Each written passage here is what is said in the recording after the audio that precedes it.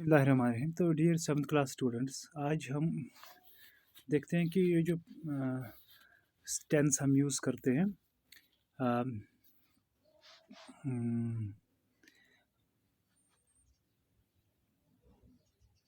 Past continuous.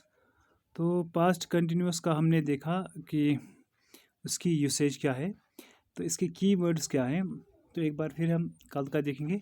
तो past continuous में जो कीवर्ड्स इस्तेमाल करते हैं, जैसे yesterday, the day before, last day, previous day.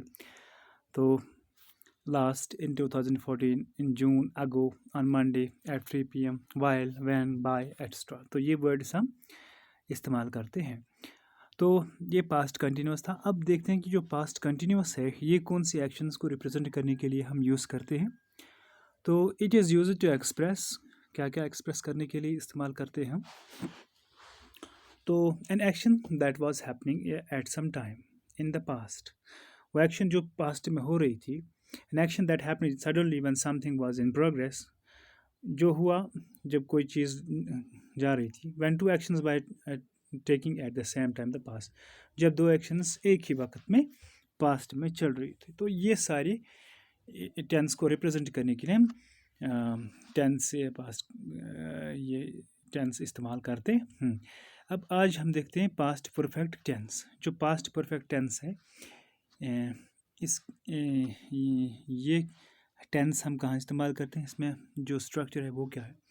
तो सबसे पहले हम देखते हैं पास्ट परफेक्ट टेंस जो है, इसमें सब्जेक्ट्स जो हैं डिफरेंट सब्जेक्ट, जैसे फर्स्ट पर्सन सिंगुलर है, फर्स्ट पर्सन प्लूरल है, सेकंड पर्सन सिंगुलर प्लूरल है, और थर्ड पर्सन प्लूरल है। तो इनमें एक सब्जेक्ट हम एक वर्ब इस्तेमाल करेंगे, और जो थर्ड पर्सन सिंगुलर है उसके लिए हम यानी ही शी इट के लिए हम दूसरा हेल्पिंग वर्ब इस्तेमाल करते हैं। तो पहले केस में हम हेल्पिंग वर्ब जो है पास्ट परफेक्ट में, तो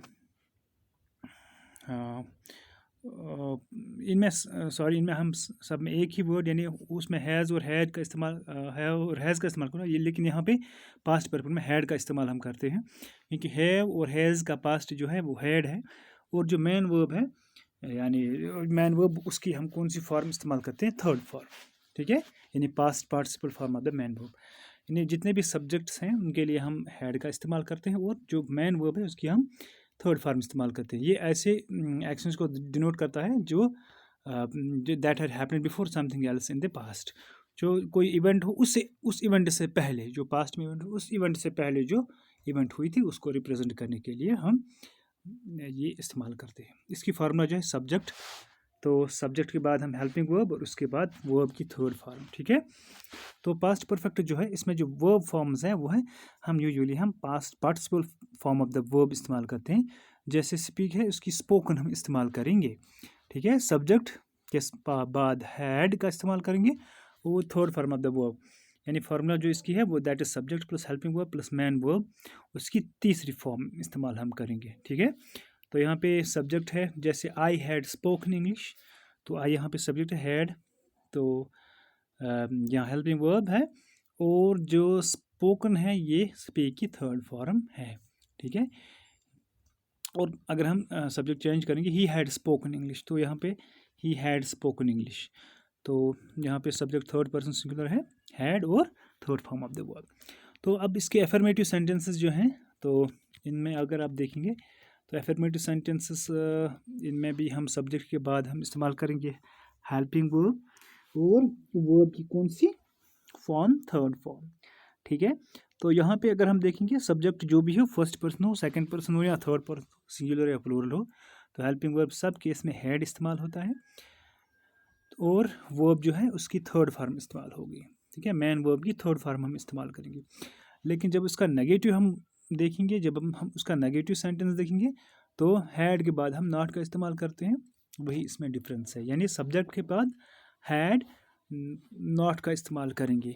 सब्जेक्ट कोई भी हो, फर्स्ट पर्सन सेकंड पर्सन हो, सिंगुलर या प्लूरल, थर्ड पर्सन हो, सिंगुलर या प्लूरल, हैड के बाद हम नॉट इस्तेमाल करेंगे, और फिर मेन वर्ब जो है उसकी थर्ड फॉर्म इस्तेमाल करेंगे। ठीक है, तो इस तरह से हम ऐसे वर्ब्स, ऐसे सेंटेंसेस को बनाते हैं। ठीक है, तो इसके बाद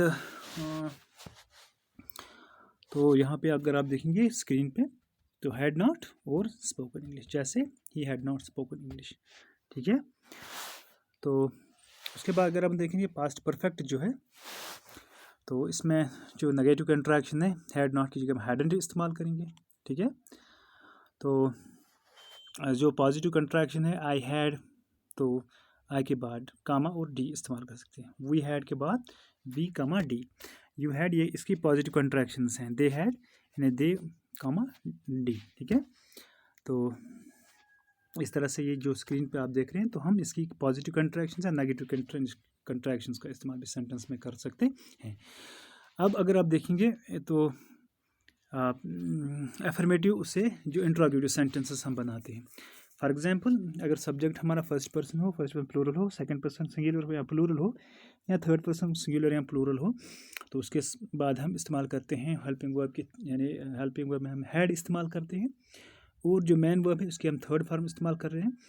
तो अगर हमें अगर हमें क्वेश्चन सेंटेंस बनाना हो यानी इंट्रोगेटिव सेंटेंस बनाना हो, तब हम जो हेड है उसको पहले लाते हैं, यानी सब्जेक्ट की पोजीशन पे लाएंगे।